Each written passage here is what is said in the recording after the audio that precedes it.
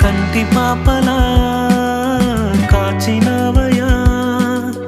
చంటి పాపను మోసినట్టు మోసినవయా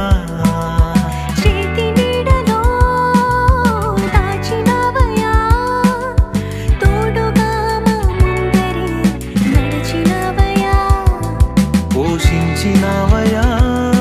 బలపరచినవయా భయము వలదని ధైర్యమునిచ్చినవయా